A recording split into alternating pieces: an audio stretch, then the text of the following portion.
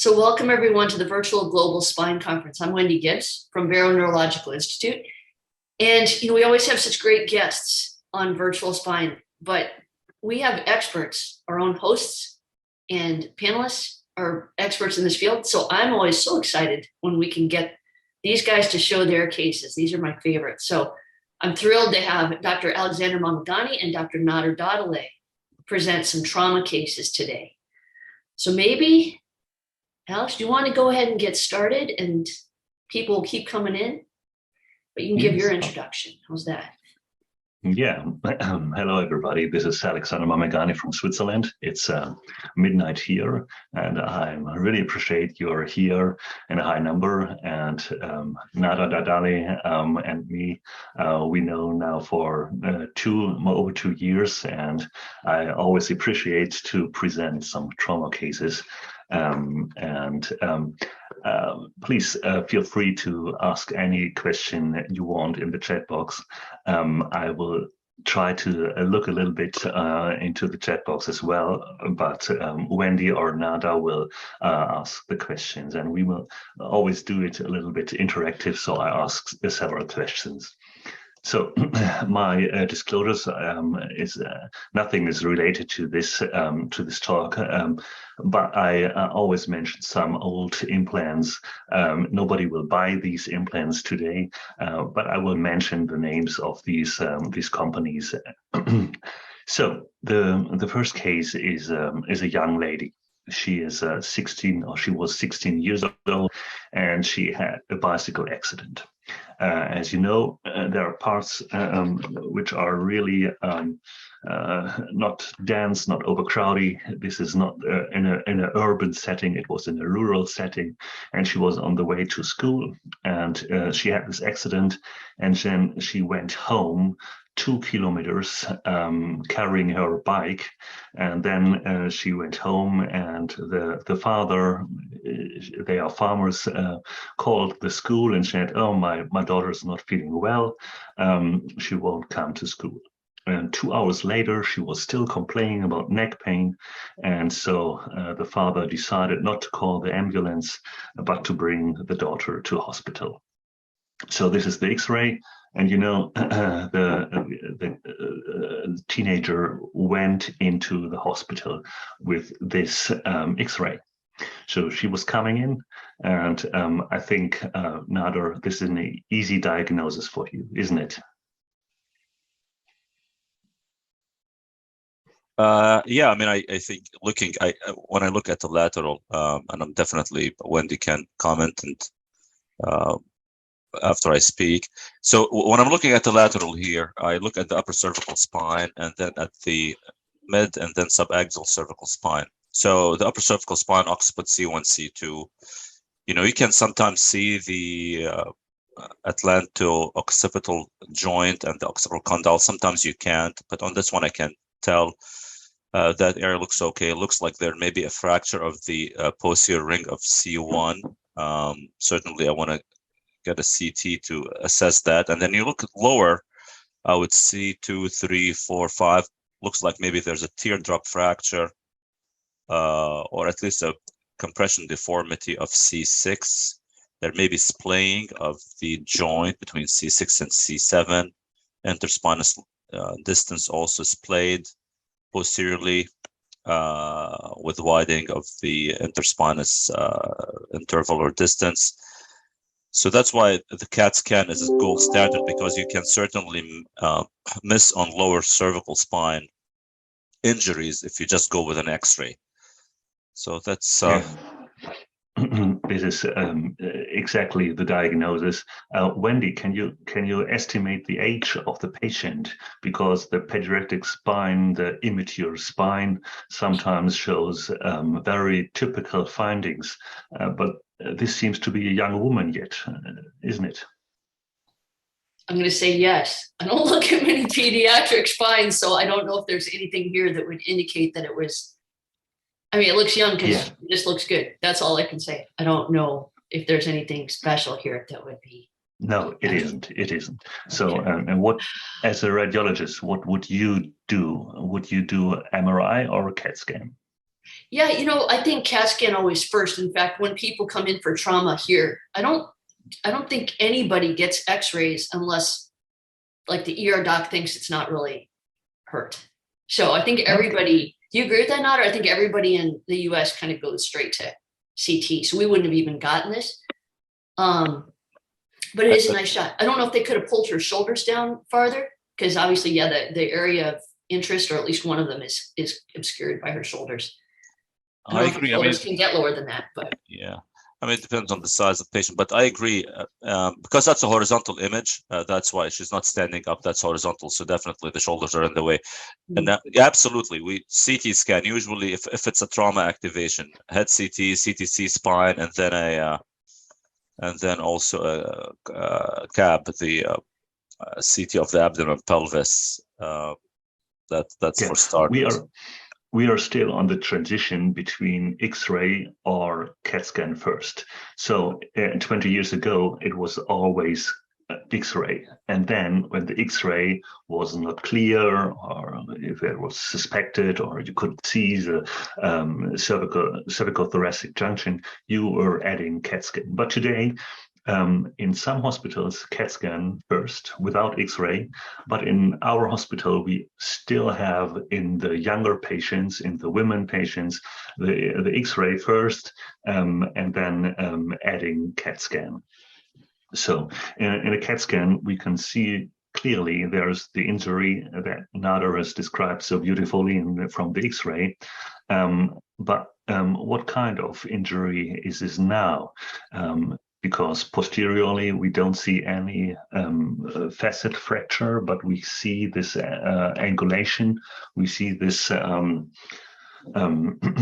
this gaps in the joints, so the joints are really injured. Can anybody make a comment? What is the amount of injury? Is this a 1-level injury, or is this 2 or 3 or 4-level injury? What do you think? Is just C5-6 injured, or is this is there a bigger injury underlying? I mean, to me, it looks like I don't know about the craniocervical junction like Nader was describing. From these images, I can't tell. I don't think but it is down there though. It is okay. Okay. I mean, down here, I would say you have anterior and posterior column injury because you have the splaying of spinous processes. You probably have injury to the ligamentum flavum. Maybe there it looks like, but also the anterior column with that fracture fragment out in front. Certainly, that's doing something to the interlongitudinal ligament as well, in addition to just being translated. Which are you so familiar to the AO spine subaxial classification that you can immediately say what type of injury it is? Frank subluxation translation, which includes all the other categories as well. So from A to C, it's easy. It's a C, isn't it? Yeah. Which also includes B and A. I mean, right? It also includes B and A when you have a C. Yeah. We always classify, and the highest degree always defines what kind of injury it is. So this is a C fracture. Of course, there are underlying compression fractures of the sixth vertebra as well, but it is a C fracture because the alignment, any kind of dislocation of subluxation is specified on C. So the patient is Nader? So Alex, so I'm not well versed in the AO classification system. No, so I didn't say that. I'm not, but it's but the thing is, which is a very detailed. It's an excellent system. There's no doubts about it. Like, but for instance, if the way that I would call this fracture, I would call this is a unstable teardrop fracture. Okay, it's a teardrop fracture of C6, and obviously there is involvement of the posterior elements. There's like injury to the facet joint at C6, C7. I don't think the C5, C6 joint is involved, but certainly that I would call this an unstable teardrop fracture of C6 that's causing kyphosis. It's not totally dislocated. It's kyphotic. I would call it a dislocation if there's like a unilateral or bilateral jumped facet. It's kyphotic because the fracture. It's angulated because it's a flexion mechanism of an injury. But that's how I would call it. We have to show Dr. Dahdeleh a picture of the algorithm so he can see how simple it actually is. If I can remember it. Okay. I will come simple. To this point. But how about, so just to go further with that, because if anybody from radiology is watching, I don't want them to hear that Dr. Dahdeleh doesn't use it. But can I add, Alex, about the facets? So you have two modifiers here, right, for the cervical spine that are going to be positive. So the facets will be, or that's part of the subaxial is facets as an additional category, right? Which would be one of them. And then also you have posterior ligaments complex is another modifier. The facet part of the classification I only use for isolated facet fractures when the anterior column is not severely injured. Because the AL spine classification is always looking to the vertebral body. It is a body-centered classification. And then we know the posterior complex is more important for cervical spine injuries because the posterior complex defines how to treat it. If the posterior elements are completely intact, it's more likely to be able to treat an injury in the conservative. In these images, we can clearly see the posterior elements are involved, and there's a high chance that this is an unstable situation and we have to fix it. Wendy, I will show later the AL classification, not subaxial, but another one. I wanted just to point out here that we can describe this injury in a historic way as teardrop fracture because we see this teardrop here. We can describe it as from the mechanism, as Nader told us, it is a flexion injury. So there's a flexion compression going to the head, and it is in a flexion maneuver, the cervical spine gets compressed. And this is a disruption of the posterior elements. It is not a hyperextension teardrop fracture injury. This is a term I don't love at all because I thought teardrop is really always a flexion compression injury, but then somebody invented the hyperextension teardrop injury, and so the beautiful teardrop gets abused. So of course, we sent her, despite she's neurologically intact, we sent her to the MRI. And, the problem is when a 16-year-old patient goes into the MRI, it's not the trauma, it's not the MSK radiologist who supervises everything. It's the pediatric radiologist who does all the protocols. And so these are three sequences I want to show, and everybody sees the injury, like in the CAT scan. But again, my question, which levels are injured and which levels are not injured? Does anybody dare to say which level is not injured? Have a look at the discs. Have a look at the facet joints posteriorly. Can you make a comment, please? What's going on? Yes, I mean the C6 vertebral body is injured, the discs at 6-7 is injured, and then the facets at 6-7 are injured. Like the facet joint is disrupted. ALL also anterior to C6 is injured. So the disc at 5-6 is not. But I think is that Alex adequate or? Yeah, you're running directly into my trap. Yeah. So okay. Can you tell me what level should be fixed? Yeah, absolutely. So you wanted to fix this. So the way I manage, I don't think about it too much when I'm facing teardrop unstable burst. I would do a corpectomy of C6. So I remove the disc at 5-6, 2, 3, 4, 5-6. Remove the disc at 6-7, remove the vertebral body of C6 anteriorly, put a cage, put a plate from 5 to 7.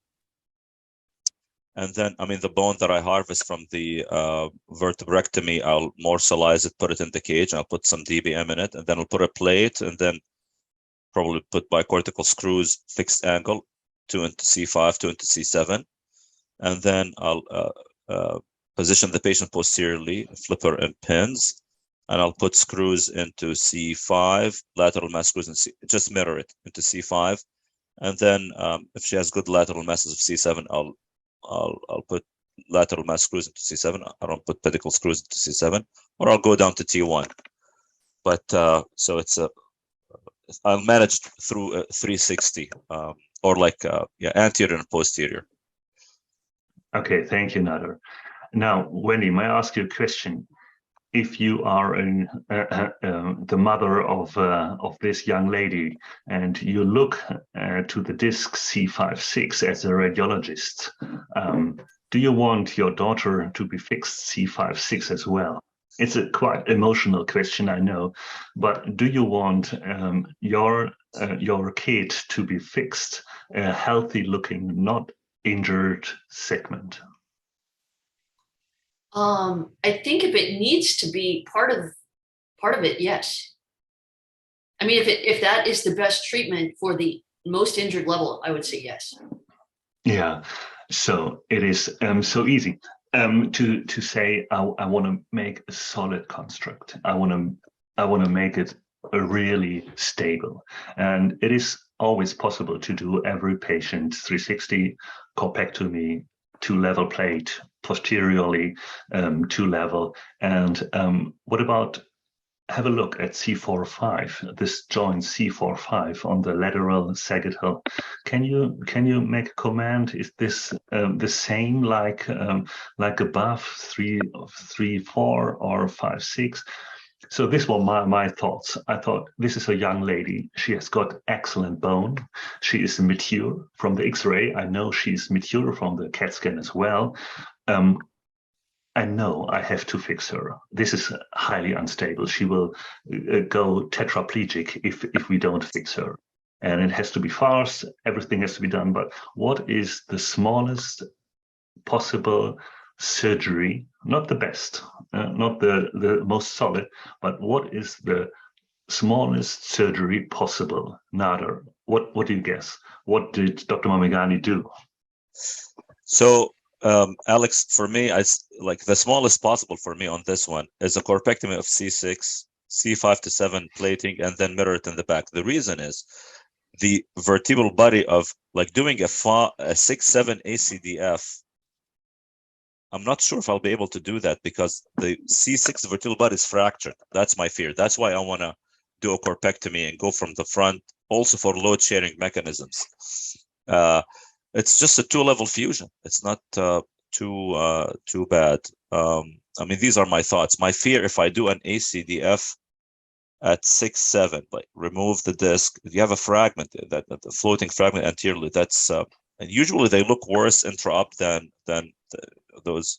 See what I'm saying? So I need to take the whole C6 out, in my opinion.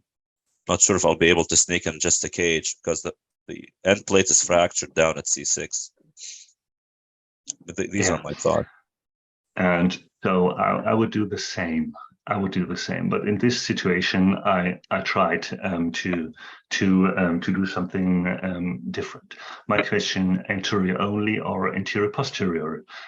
This maybe is a little bit easier to answer. So please just write down in the chat box who would do A and who would do B, and we have all just heard the argument from Dr. Dahdeleh, which really makes sense to solve the problem. And I just mentioned the healthy bony facets posteriorly, and I can see there's an overwhelming B in the chat box. So this is what the X-ray looks like in the lateral on the OR table.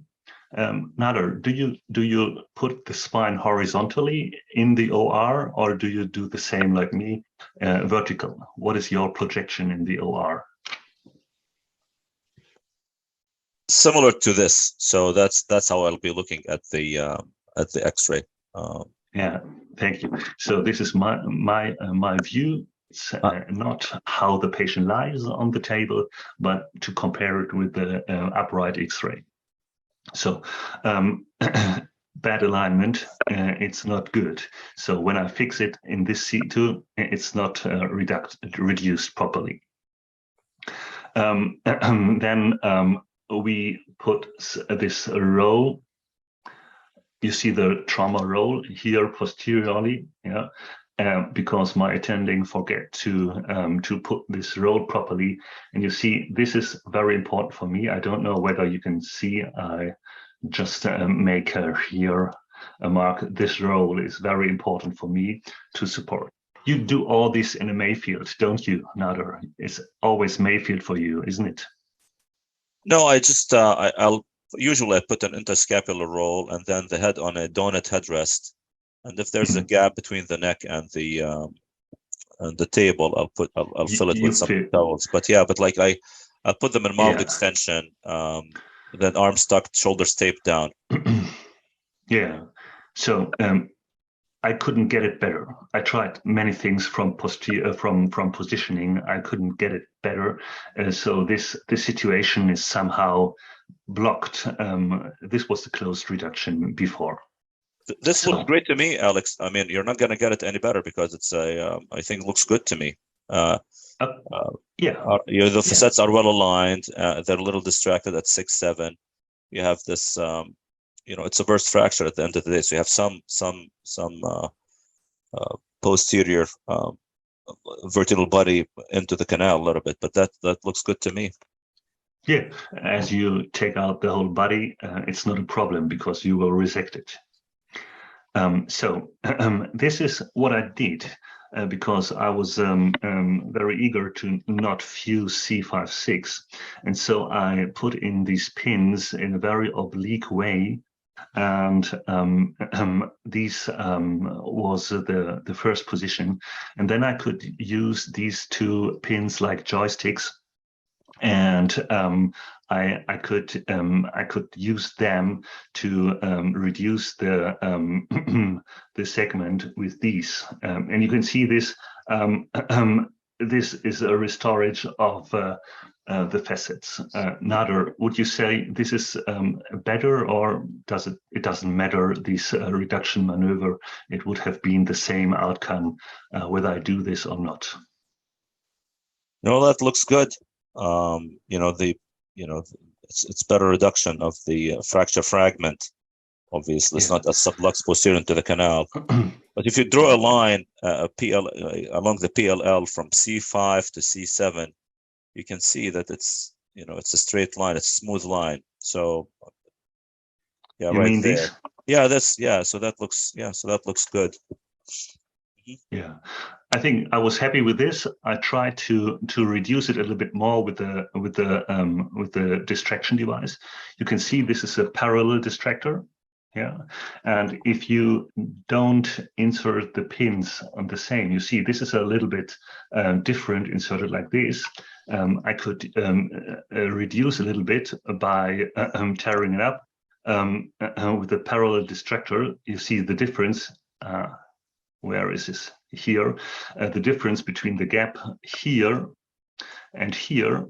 And when this is blocked here, and I push a little bit here into this direction, you can try to reduce it a little bit more.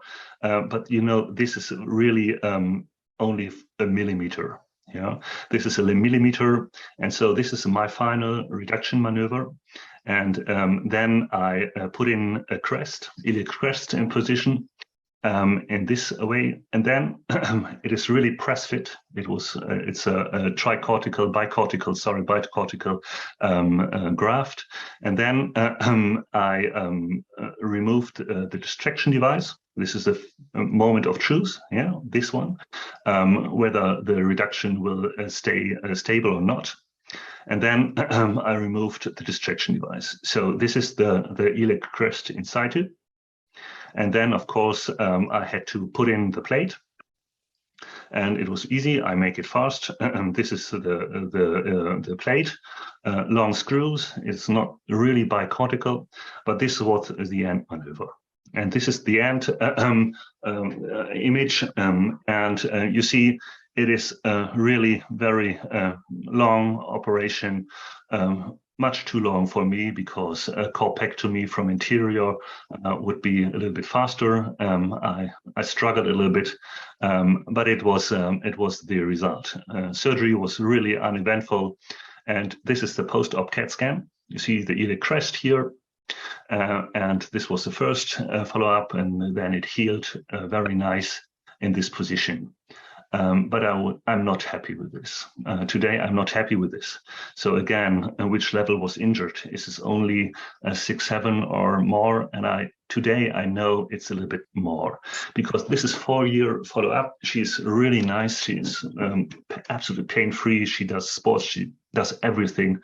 But all my efforts were for no reason, because I could have done a corpectomy C6 as well, and what Nader said. And I think the image would look pretty the same, because C4-5 goes slightly into kyphosis. You see C4-5, and so I will follow her up. It's now 4 years. She's very happy. The family loves our hospital, because they exactly knew how severe was this injury. But I think I did too much. I was too eager to only do one level. I just wanted to say and show this case. No matter what you do, in the end, it's biology. Biology says plate is too high, radiation level, stiffness. The level C5-6 is not moving. It is. In the end, it healed up in a 2-level fusion, not in a 1-level fusion. But I will keep you informed how the story is going on. Alex, this is very impressive, man.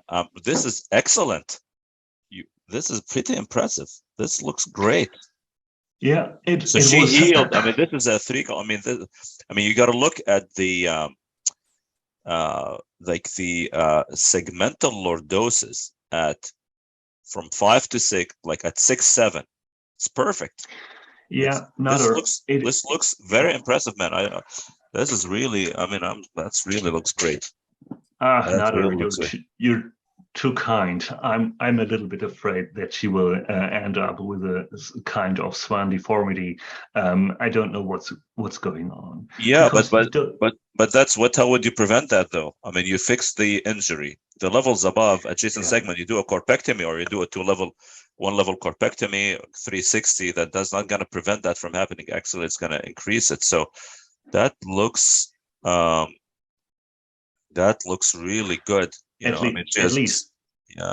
least I didn't go posterior, but I think it is not a recommendation. Yeah, so if you want to do it a standard way, do 2-level anterior, turn her, do 2-level posterior, and you're doing fine. This is just our conference with case-based, that sometimes you want to do it different and better, but I think it's really good to make it a standard. So I heard Mike is joining. Hey, Alex. Hey, Mike. Hey, I've been looking in the background of the case. It's a beautiful case. Yusuf on the chat box has said that he doesn't think the kyphosis really has anything to do with how you fix this patient. And just like Nader's saying, and I kind of agree with that. 2 things. Number one, we know from studies on even really mild scoliosis and your minimal spine deformity that a big percentage of the population does have a slightly kyphotic cervical spine, right? So you probably don't know what this patient's natural alignment is to begin with. So you might be a bit hard on yourself for that reason. Only other thing I'd say is that I've had similar cases where I've removed the plate once the fusions occur, just to stop that adjacent segment pressure. And, whether that's a valid option or not now, depends on the status of that disc. But I think you've done a good job now. Yeah, thank you. You're all too kind. So my next one is a classic fracture. We go far in the history of spine surgery, back like 40, 50 years. It is a 48-year-old male patient who was attempting suicide. He has got a psychiatric disorder, and he jumped down 15 meters, and he was severely injured. It was not only the injury I show you, it was a polytrauma, like both calcaneae were fractured. He had a burst fracture, and this is what we presented a decade ago, like 10 years ago, and on several conferences, and it was Bernhard Jennery, my boss, and he was a pupil of Margal, direct attending of Margal. He said when the patient came into our hospital, listen, Dr. Mameghani, do it this way. Fix only S1 to ilium. And don't fuse L5S1, and you have to use the USS fracture system and the USS system from Synthes. It was only Synthes at that time, and you will manage to do a direct osteosynthesis. It's the smallest surgery, and you will be able to. So some new, something old that was forgotten is a Russian phrase, and jumpers fractures are fractures of jumpers is very important, because you cannot compare this with osteoporotic insufficiency fractures. This is really an injury you only get when you jump down or you fall down a high height. So Roy Camille has described these fractures, and we have to know this is a U-shape fracture. So S1, the block S1, is completely separated from the sacrum. It is connected to the spine, but not connected to the pelvis. And when the a fragment is displaced and the spinal canal is compromised, usually decompression and stabilization is necessary. And we all agree today that we should go to L4 or L5 and fix it to the ilium. So sacral fractures, the case was from 2012, 10 years ago. There was no AO spine fracture classification of the sacrum available. And we are on you, we had 3 zones, 1, 2, and 3. And we were discussing about zone 3 injuries. These are the medial zone between the foramina. And this is the hardest part of treatment of sacral fractures. And what I show is a case of a B of this fracture, of a U-shape fracture, and it was a displaced one as well. So today we have got the AO spine classification, and everything is in the C segment. It's because it's displaced, and it's a U-type, it's a C3. And just to be sure, Roy Camille managed to describe this injury on 13 patients. All 13 patients wanted to commit suicide and jumped from a greater height. And he examined them, and he did this publication in 1985. So 37 years ago. And this was the kind of fracture treatment he did with plates and screws, because there were no screw rod systems available we use now. And this is 40 years. This is not like a century. This is not ancient surgery. This is modern surgery, or the beginning of modern surgery. And to know today we have this constructs like in D. And you see the angulation here is still, and this is from a publication, this is still not really, it's hard. These are the most difficult injuries of the sacrum, I know. So we examined 3 patients, and this one is the first patient. It is the easy one, and because it was the first patient, I show this. The sacral canal is completely disrupted, a huge fragment there, and you see this angulation. What is this angulation? Where do we measure? Anteriorly? It's not good, because we overestimate the angulation. We should do it posteriorly, and then we see maybe it's 20 degrees angulation. If we don't reduce this fracture, the sacral slope will be like this forever. And when we go to L4 and we don't reduce the fracture, the angle, the sacral slope, the lumbar lordosis, the distribution index between L4 and the ilium will be fixed forever. But when we can reduce it from S1 to the ilium, and this is the axial CAT scan, you can see it's a really hard injury. When you can see this here, the aim was not to go to L4-5 or L5-S1 because they are not injured. Make a direct osteosynthesis with modern, strong, 6 millimeter thick Titan rods and our modern system. We had to decompress the spinal canal. This was really important because otherwise you can do it minimal invasive. So we put long shunt screws in S1, and you have to know these have no tulip. Yeah? They are shunt screws, like 20 centimeters. Excellent joysticks. You can make any maneuver with these. And then I put in a long ilium screws. And the rod was J-shaped. It's a J. You can see it on the AP in the end. And then we could do this reduction maneuver. Please, the bipolar cable is always in the way. Sorry for this, but I was so concentrated I didn't notice this bipolar cable. And then the reduction maneuver was really with this fracture clamp of the USS of the AL spine system, and we could really easily achieve nearly complete reduction. And this is only possible with this USS fracture system. You will not make it with any polyaxial system. It is you cannot do this because it's not rigid enough. You cannot use these shunt screws. You can use these shunt screws as a joystick, and with a polyaxial system, it's not possible. And you can see here the AP in the end, the J-shaped rods, and this was the result. It was really easy to see the decompression.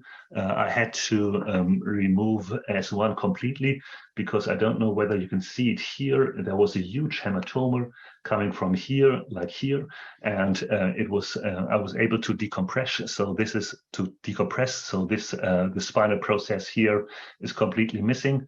This was my decompression, but the angle. We have to see. I copy pasted all this angle into the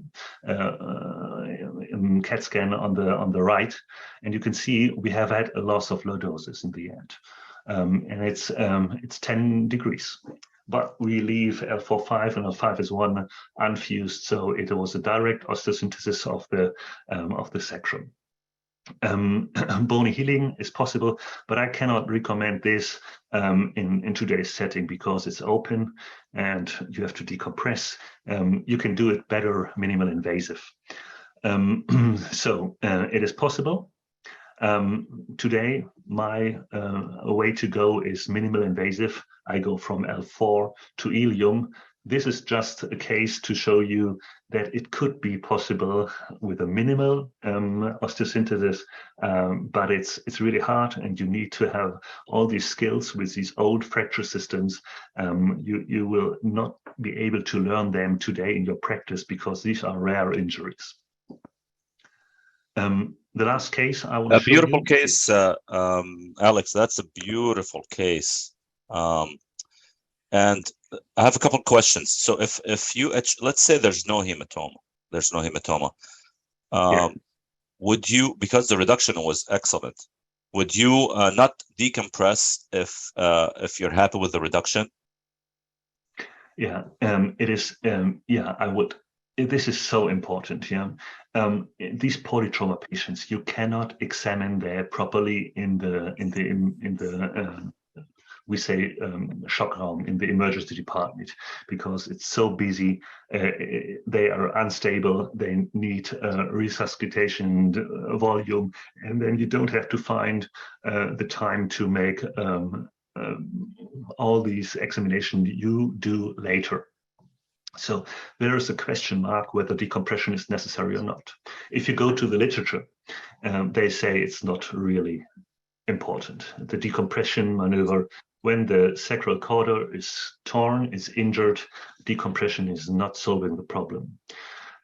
Reduction is it's okay to reduce the fragment, and today I would just make the reposition and not decompress, because it takes a long time. Blood loss is immense. It's really, they bleed a lot as a polytrauma patient, and everything is with a question mark. You have no clear answer on your questions. Maybe they will benefit from a decompression, maybe not.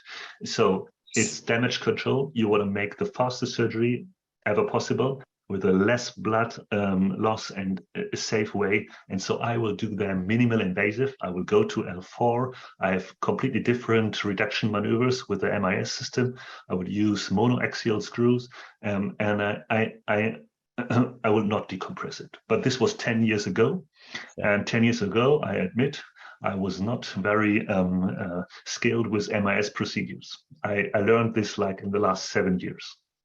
Yeah, but this looks great though. Like my question was, if you achieve reduction, let's say there's no hematoma, there's a hematoma, you got to decompress, but like you achieve reduction where it's tight. When you reduce it, it just decompresses the canal. So that's my question. The other thing is, this is like, we always say that pelvic incidence is a fixed number. And it doesn't change. However, it changes with a sacral fracture like this. That would change the pelvic incidence for sure, or a sacral osteotomy would change it. So it's not a, that's a beautiful case that demonstrates that you can change your pelvic incidence if you suffer a sacral fracture like this. So that's why it's important to reduce it, and make every effort to reduce it to its normal alignment, to keep that pelvic incidence prior to the injury. Otherwise, let's say, so this fracture, if it's not reduced, that means the pelvic incidence is higher, correct? Yeah, and you have to compensate with a high lumbar lordosis. Lordosis, yeah. So that's why you got to reduce it. This is a beautiful case. Yeah, and this is the main reason. If you fix this in situ from S1 to ilium, he will be able to use L4-5, and L5 is 1 for this low doses, but he has to go for low dose. Better reduce it, as always, better reduce it. So the last case I show is a quite old lady. She fell backwards and she had maximal pain. She couldn't get up. Somehow she cried and shouted, and the help was coming, and the paramedics said she was neurological intact, but very agitated, and they gave her fentanyl, and then with the fentanyl she drowned a little bit away. She was not unconscious, but you couldn't get really proper information from her. And the paramedics reported of an impressive household. I don't know whether you used the phrase messy in the US as well, but obviously the paramedics were really impressed by this household. And this is X-ray. You see that the time, it was in the night, it was 4:50. So in the middle of the night, this patient was brought to the emergency department, and I want to know, what kind of injury do you see here? Because it's a little bit strange. It's not easy. Does anybody want to make a guess? Okay, I help a little bit with the There's something at 5-1, right? In addition to the obvious ones? Do you have something at 5-1 also? Look how big that is. I've got a case just like that. That's crazy. Sorry to interrupt you. Go on. Yeah. And I think it is so important that from X-ray, me as a spine surgeon, I would not dare to classify. I just need CAT scan. I need more information, because here it's really hard to say, is this a compression fracture L2, L3, or is this an injury L1, 2? It's hard. Yeah, well, so what I would say for this, like if you want to describe it, let's say you want to read the report, like a radiologist, like let's say, okay, describe this X-ray, write a report about it. What I would say, there's a compression deformity of L3, compression deformity of L2. I can't say it's a burst or anything like that, just a compression deformity. And I would say there may be an injury at L1, L2, 5, 4, 3, 2, L1, L2, kind of an extension type injury between L1 and L2, but that's about it. A CT scan is recommended. I would, that's a lot of words. I would, because the compression fractures aren't even that important here, right? That L1-2 with the wide disc is going to be the most, right? Yeah. And maybe I can't see that 5-1. I thought it was wide, but maybe it's good that you're getting that CT. I'm glad, because maybe I can't see it right. But definitely the ligaments are more important here, right? So we are somewhere between double A1, yeah, so 2A1, or there's any kind of B injury, isn't it? So I think it's really important that X-ray is not, actually it's not the modality. We can start with this algorithm, because from this algorithm, and you say L1, 2 is a little bit disrupted, where will you end? Wendy, where will you end from this algorithm when you look at this X-ray? I can switch how often you want. So is there any displacement or dislocation? This is a start.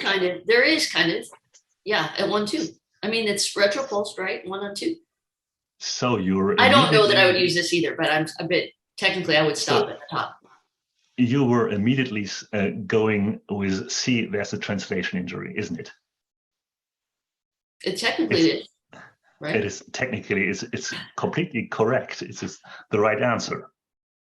So this is the X-ray, and you can see the alignment is not good here. So from the AO classification, it's a C injury, but nobody dares to make a C from a lateral in a horizontal position, because we know this retrolisthesis, this degenerative retrolisthesis, can be a degen condition here in a trauma patient. So this too wide. It was too wide to be degen. It is. You're absolutely right. We would not have said that. I don't think. And now, and now, what is left from your compression fractures in L1 and in L2 and L3? Is this a compression fracture, Wendy, on CAT scan? Do you see a compression fracture on L2 and 3? Yeah. Or 1, 5, 4, 3. There are compression fractures, but again, I don't think that's relevant as the compression. The A feature is not as important here as the other, like the disruption of the ligaments. Yeah. Does anybody see anything else? Anything? Yeah, spinous process of L2. It's fractured, maybe L2 spinous process. And probably ligamentum flavum at 1-2, 5, 4, 3, 2, 1, 2. So yeah. So that's interesting, because usually you see that kind of an extension type injury in patients who are ankylosed. This patient's not, and yet she had an extension type injury, like that fish mouth between L1 and L2. Usually, if the X-ray showed like ankylosis, I would say, yeah, that's certainly a fracture through there. But she's not ankylosed. Interesting, but certainly that's a 3-column injury. I mean, there's no doubts about that. You know, Alex, tell me if this is something you have seen, and just related to what Nader just said. In my talk, I have what the different SAD injuries, so ankylosing spondylitis, ankylosis, and degenerative and postoperative are all ankylosing disorders that have the same predisposition to weird fractures, right? And I have seen patients who are very degenerative or even mildly degenerative, but they're not ankylosed, but they have the strange fractures like this. Is that something you all have seen too? Wendy, rarely. Yeah, I mean, rare. I think we are coming to the end of my case. So this is the MRI, yeah, and you can see here somebody used a cop and took off the disc from the bone. There's a beautiful dissection of the disc, and you can see a transverse injury line on the right side, and this is something really unique. And when you attend the Cervical Global Spine Conference, you will notice that Nader Dahdeleh always mentions the condition, the underlying condition first, because these injuries are really strange. And whenever you see a strange injury, think about ankylosis. Yeah. So coming up to this MRIs, we can see the injuries. And my thoughts is, what would you do? bed rest and wait until the patient is awake and clear? Nada, would you leave her in the bed and start waiting until she wakes up? Because, you know, she's a messy, perhaps she goes into delirium for 2 or 3 weeks. Can we wait 2 or 3 weeks because the paramedics told us she's neurological intact? So what's her current exam, Alex? I mean, the thing is, like, I don't like to take a patient who doesn't follow command. She's moving a bit, the foot, the feet, the legs. But she follows commands. I mean, does she, like, if you tell her, like, does she, like, cognitively, like, very delirant. She's not adequate. She shouts a lot. She is really agitated. She has obviously a lot of pain, but you have to give her pain medication, and then she's so somnolent and under head CT, she has no intracranial injury. It's just because she's older. Absolutely. Yeah. Absolutely. No problem. Tough because, you know, if you want to take a patient like this to surgery, there's a chance she may not be able to extubate it because they need to follow commands. But the treatment of this is a posterior lung segment fusion, and then probably a decompression because there's stenosis there. But the timing, like, you know, but the timing of this, given her cognition, and I'll be very reluctant to take a patient who is really not following commands, even if they have a deficit. It's just, you know, unknown consequences in terms of extubation and hospitalization. And what would you do with the disc, the white disc, the opening? Will you fill it? Will you make a corpectomy? Will you put in something? No, there? I would probably, like, it's so I'll flip, like, I'll get baseline signals, then flip her on a pro-axis table, and then maybe put the table a little bit in kyphosis, and then instrument. I would not really agitate too much, and just posterior lung segment fusion. I wouldn't do more than that. And you guys, I posted this axial on Twitter, and I said Nada Dahdeleh will, and we didn't talk about this case, I promise. And this is what the axials show, and you can see the posterior facets, they are fused. So she has an ankylosis disorder, like here. The fracture is not a widening of the facet, is a atypical fracture. And here you can see fused fractures, fused facets, and she obviously is not fused anteriorly the way we love to see it, but she is posteriorly fused. It's an ankylosis condition. I don't know how to pronounce it, to name it, but whenever you see unusual fractal locations, whenever you see these unusual findings, please think about these ankylosing disorders. And this is so important because it answers so many questions.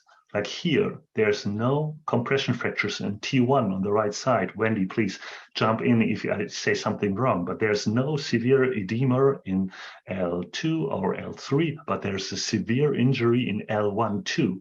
Like you mentioned, Wendy, from the start, there's something going on L1, 2. And this is a hyperextension dislocation, and you need to fix it long.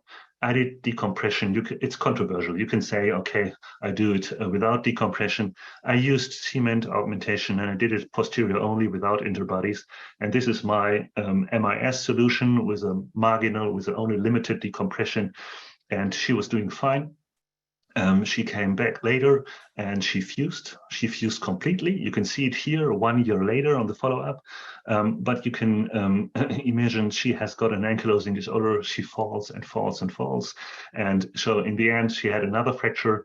And now, 4 years later, she comes with the radiation stenosis down there, L4-5, where she is not fused, where she's not ankylosed. And so this is my case. And I learned a lot from this case that there are ankylosing disorders posteriorly without visible bony ankylosis complexes anteriorly. And so I took the whole hour. Nader, I'm sorry for this, that it took so long, but I just wanted to present the last case because it's so important for every resident the first thought should always be, is this an ankylosed spine that is injured, or is this an unankylosed, unfused spine? Because this is always a different treatment. Earlier, faster, longer, and you have to expect that it's a bad bone quality. So Alex, thank you very much. There's Yes. 5 minutes left. So back. Can you go back a few more? L4, vertebral body on the MRI. Back. T1, or do you have one more back? T1 weighted image. Never mind. Okay. Because L4, L4 looks unusual there. Do you agree? Was there anything else wrong with it? Yeah. And I put in some cement, so I ended up here in L4 with my construct. But that looks like cancer. It's like T1 hypointense. I'm wondering why. It's not osteoporosis. It is. Is it cancer? No, she's not. No cancer at all. She's still alive. She has got a liver disease. It's a lot of alcohol. Has deteriorated several organ systems, but she's still alive. She's walking around, and you see what I'm talking about, though? Yeah, you mentioned that this here is suspicious. Yes, T1 hypointense is never normal because compared to the rest. But anyway, okay. But can I ask another question of you guys, though? You were talking about waiting on the treatment. So what if she doesn't get better? Because that's anterior posterior column. It's all the way through. So it is the worst type. And it was fine. But how can you wait on that treatment? Because if she ever stood up, I didn't wait. She could I didn't wait. It was just controversial about the timing. Okay. I put her to the OR very fast because I didn't want to wait until it's luxated completely, because these injuries are really in a big danger to dislocate in a patient who's unconscious or who's agitated. It's highly unstable. It's a lot more unstable than you think. 100%. I mean, they can dislocate while they're in bed. Certainly we never mobilize these, but they will dislocate in bed. It translates, it hyperextends, and it can translate posteriorly. So they're very highly unstable, very tricky. But this one, like someone that's not following commands, that's the question. Is like, okay, comfort level, but certainly you got to act fast, and you never mobilize them, never, because they can even translate and dislocate in bed. They're very highly unstable.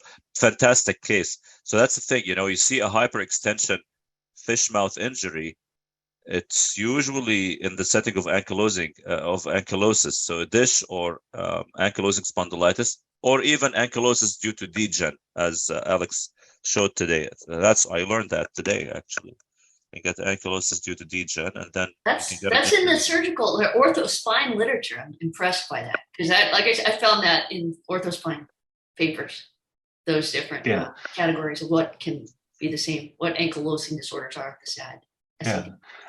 And this is the X-ray, and it is not the compression fracture that is visible immediately. It is the widening of the disc space, as you said, Wendy, from the start. And this is not a widening because the vertebral body of the L2 is going down. This is not possible, because then the segment goes into kyphosis. This is the fish mouth X-ray, and there is something going on. If you see this, go for any radiological workup to exclude ankylosing disorders and to really determine what kind of injury it is. Yeah. So, I mean, when describing an X-ray too, like I'm pretty particular like this, I would say compression deformity. It doesn't mean it's a compression fracture or a burst fracture if it's acute or chronic. You're just describing what you see. The CAT scan better defines it, right? Like if it's more chronic, acute, or whatever, just compression deformity. But certainly that's an extension type injury in the setting of ankylosis. Beautiful case. I learned so much, Alex. Appreciate it. Thank you very much. That was fantastic. That was really good. I guess we are done. I guess we're at the end of our hour. But so does anybody know what next week is? Alex, Mike? Not yet. We don't know not what's yet. next week, but people can tune in because it'll be good. All right, so we'll let everybody go. It's late for Dr. Mameghani especially. And thank you again, you guys. Thank you, Nader. Thank you, Alex. Thank you, everybody, for this great session. We'll look forward to more cases next week. Thank you. See you guys. Thank you.